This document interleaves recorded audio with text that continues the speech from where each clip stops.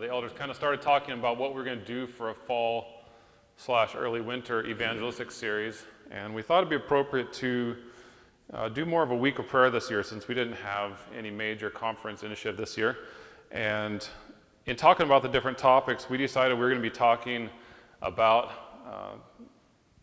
Matthew 24. And so what does that mean? Does that mean we're going to be doing some doomsday talk here? How bad things are in this world talk? I hope and pray that by the end of this week that you will see Matthew 24 maybe in a different way, and that the messages that we share with you will not be a message of fear, but of looking towards the second coming of Christ and knowing that that's coming soon, because that is the purpose of why we're here. And so with that, we've divided the chapter up into several different key topics or points, and we're going to each night be sharing those with you. Tonight I'll be talking about specifically verse 7 of Matthew 24, and I'll read that just to give you a little teaser what we're talking about.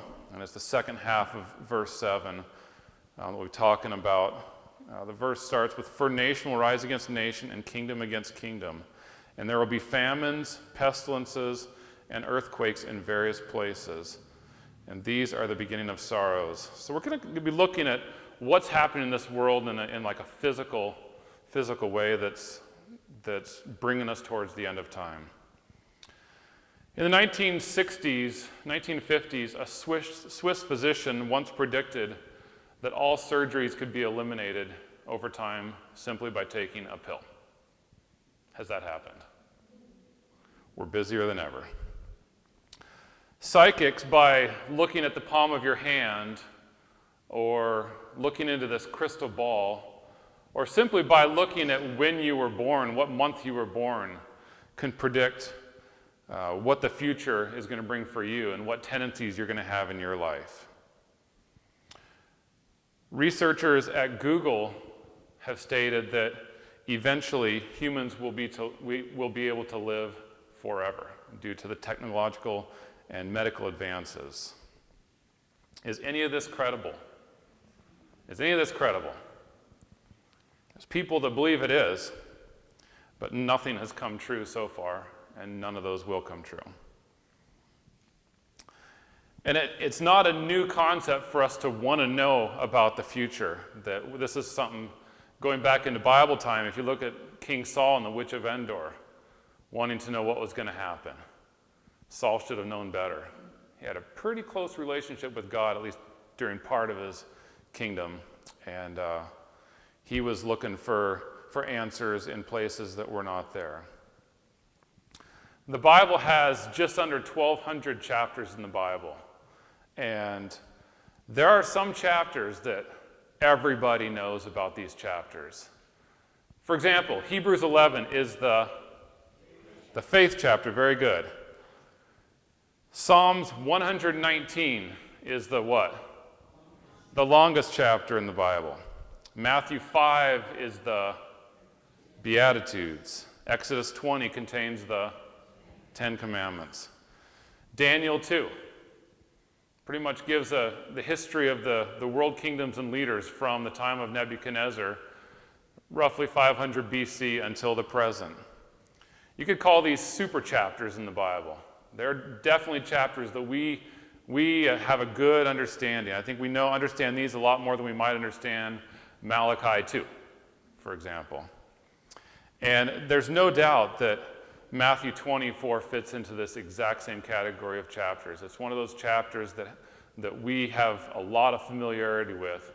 And especially we as Adventists, we look at and kind of consider it probably more often than we realize as we listen to different world events happening. We hear things on the news, hear friends talk about things. No doubt, as we as Adventists kind of always wrap back possibly to Matthew 24 in these different life things that we come across. I also want to note that Luke 21 has a very similar context to Matthew 24. So as we're talking about Matthew 24 this week, there is some parallel to Luke 21 as well, if you want to read that when you get home. I'd like to encourage you to do that. So I'd like to just start reading. I said each of us are taking a a specific part of this, but to kind of give us all just a framework of this chapter of Matthew 24, I'm going to start reading in the beginning. I'll be reading the first 7 verses here, first 8 verses. And in verse 1 it says, Jesus went out and departed from the temple, and his disciples came up to show him the buildings of the temple. And it should be noted that this temple was no ordinary building. It was an impressive structure. In fact, some of the stones are still visible today, and they're not just little cinder blocks. It's a pretty impressive structure.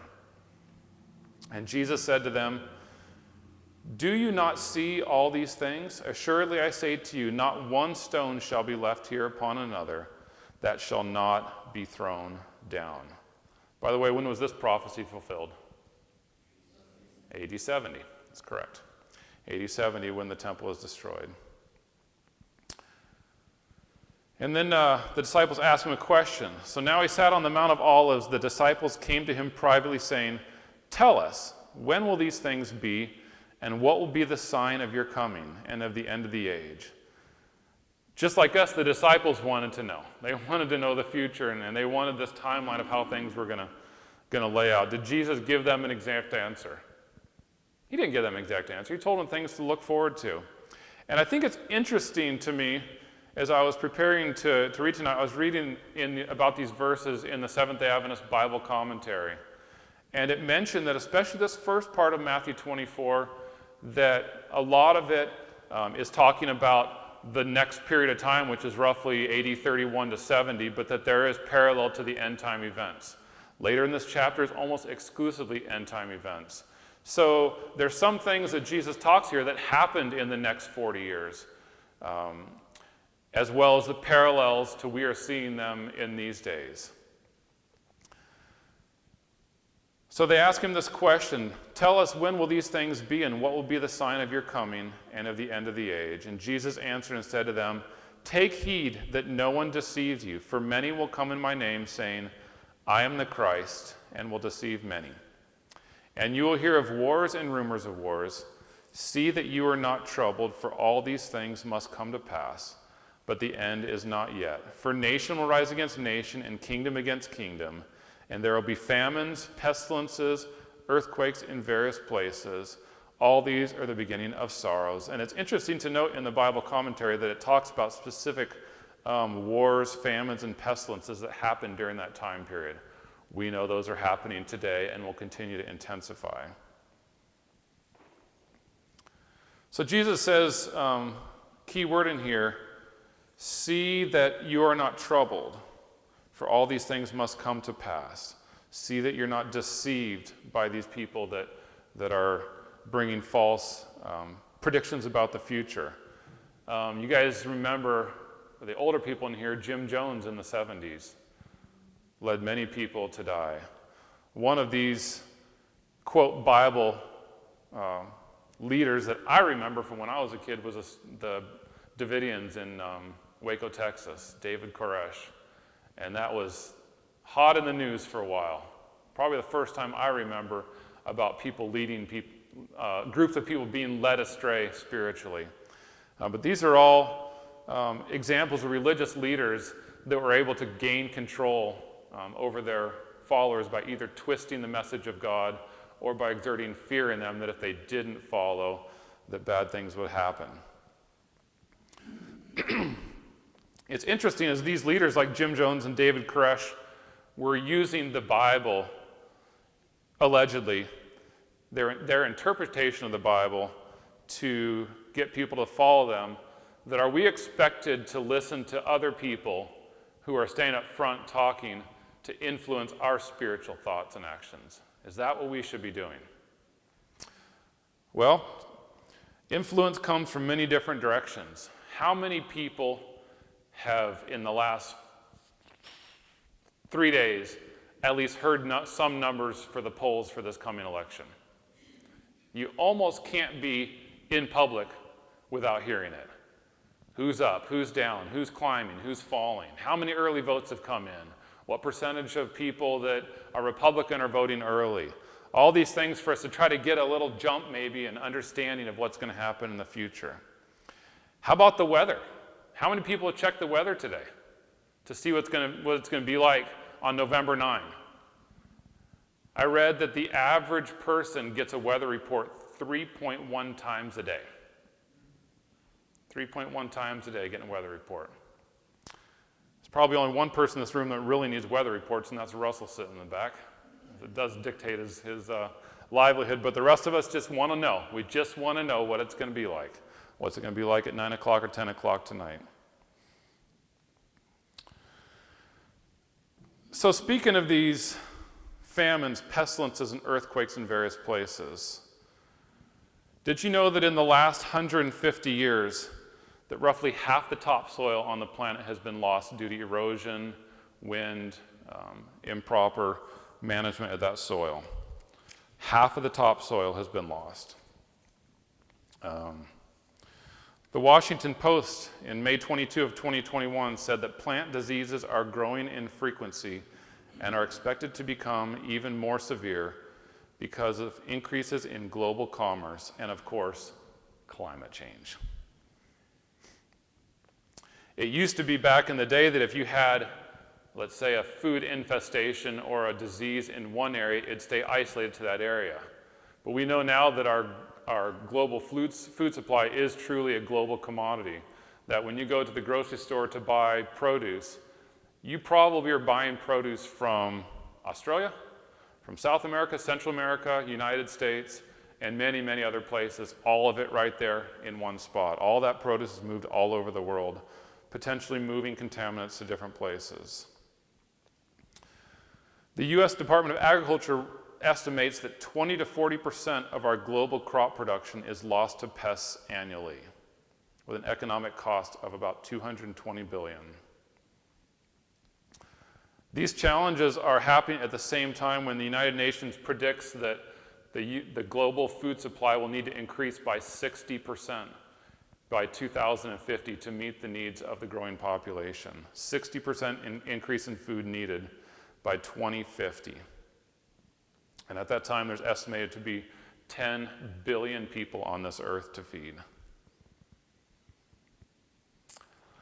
You guys remember the potato blight back in the 1800s in Ireland?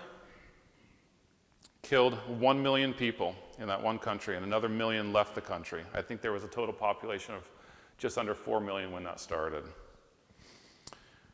100 years ago in China, 2 million people died of the Persian famine. In the Soviet famine of the 1930s, between 5 and 8 million people died. Today, famine isn't affecting us as much as it used to because of the ability to move food from different parts of the world. Yet with that,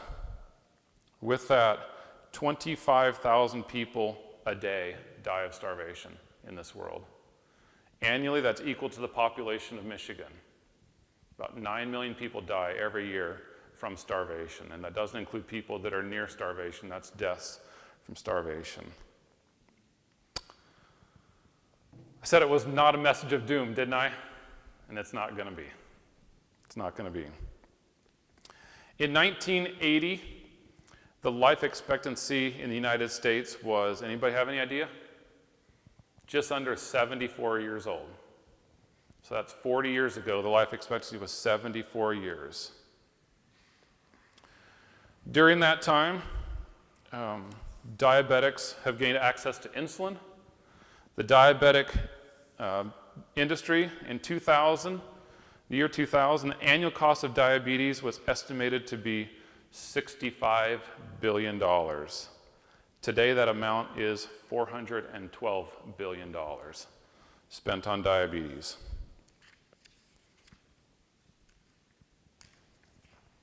How about heart disease, the number one killer in the world? In the United States, 670,000 people die of heart disease every year. But here's the disparity. Worldwide, that number is 18 million people every year of heart disease. In 1986, it was figure out how to stent a coronary artery. So you could go in and find this blocked coronary artery, and using imaging, they'd find where it is. They could go in with a little wire with a stent and slide it into the opening. It would open up and revascularize that artery. Today, in the United States, over 600,000 coronary stents are placed every year. In the world, 2 million stents are placed every year, prolonging our life quite a bit, as most people that need a stent would probably not live too many years longer, or they would die at that time. The average cost, you guys remember that amount that diabetes costs every year? $470 billion? $320 billion is spent on coronary artery disease. Every year, 15 million people have a stroke. 15 million people worldwide. 1 in 3 of those will die. Earthquakes. The verse talks about earthquakes in various places. I found it interesting in reading and preparing for this that the number and severity of earthquakes has not really changed in the last 100 years. So you might look at that and say, wow, that doesn't make sense, because in Iran, in 2003, 31,000 people died of an earthquake. In Pakistan in 2005, 100,000 died. In China in 2008, 88,000 died. And a tsunami in Asia caused by an earthquake killed 228,000. In 2010, up to 300,000 people in Haiti died from an earthquake. So what has changed about the earthquakes? Well, what's changed is we as people are not living out in dispersed area anymore. We live in, a lot of this world lives in very congested places and poor housing. And when these things do hit, the effect of it is much greater than it used to be. Much greater than it used to be 100 years ago. An earthquake, if it hit someplace and you're living in your little house, it'll affect a small area. But if that earthquake strikes in the right place today, these are the numbers that you see. According to FEMA, in 2017, earthquakes cost in the United States roughly $7 billion. That number has swelled in 2023 to $14.7 billion.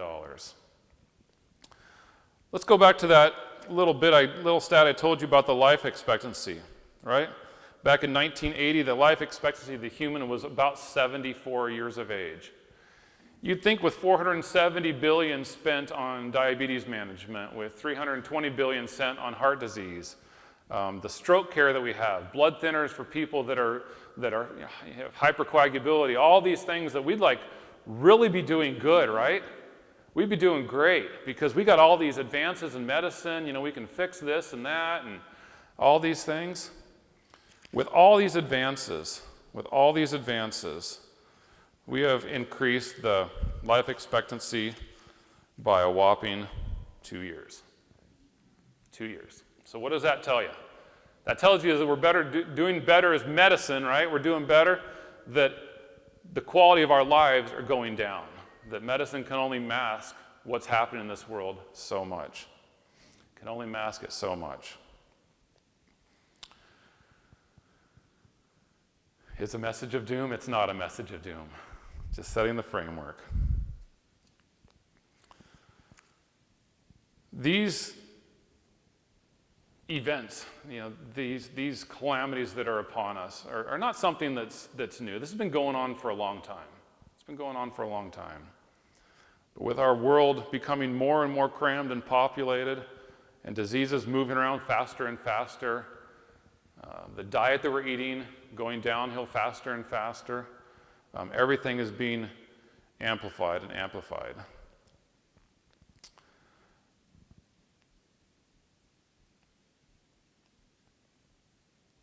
So we think about, what do we do? How do we take this message as we start off this week and keep ourselves from being fearful and depressed about what's going on in this world?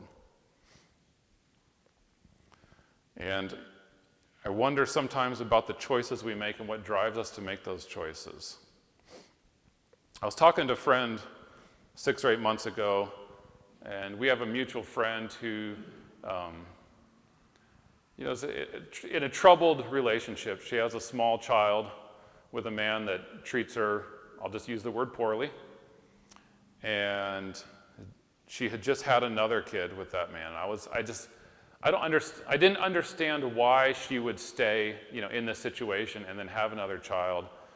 And, he what he told me kind of, it was something I hadn't considered before, is that she's afraid that she'll have to co-parent with that person, and that her kids will have to spend half their time with him. And so she stays in the relationship to try to protect the kids in the future. I was like, man, I never really thought about that.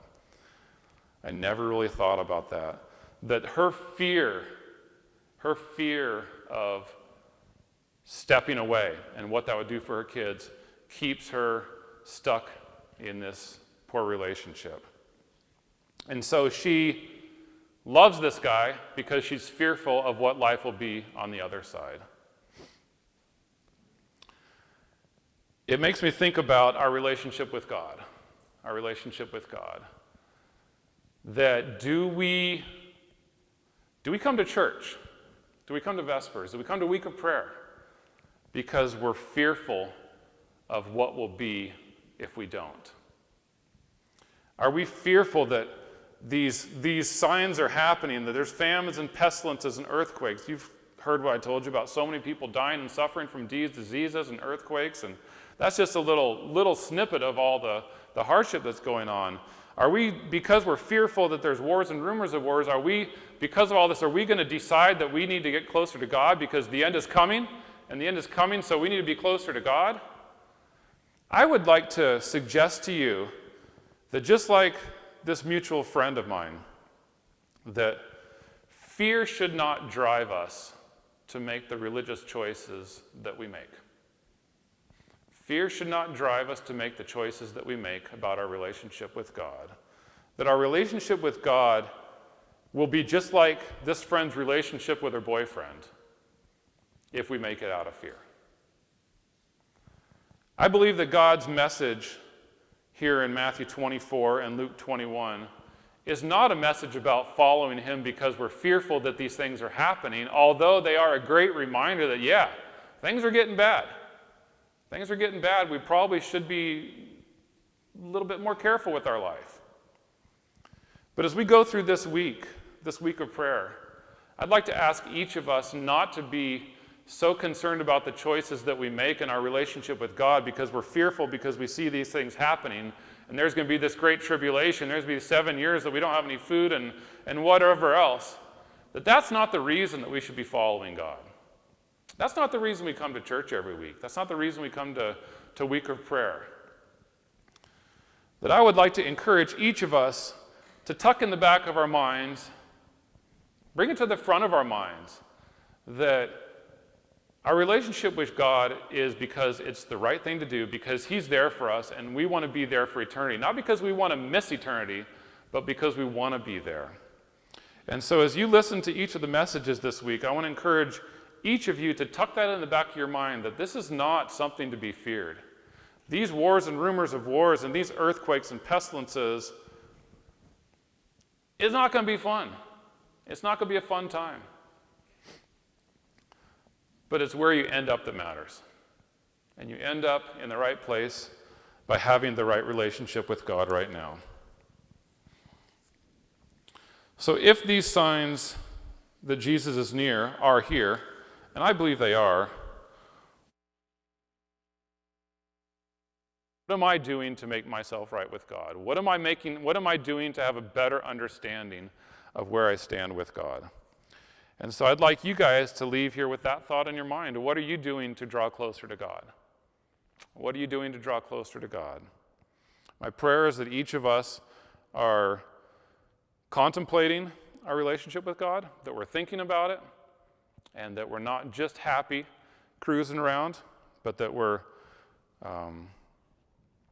self-analyzing and putting the time in, keeping our thoughts in line with God, so that when he comes the second time, which this whole chapter is telling us about, the lead up to it, that when he comes that second time, that we're ready for him, and not because we're fearful of not being ready, but it's because it's where we wanted to be.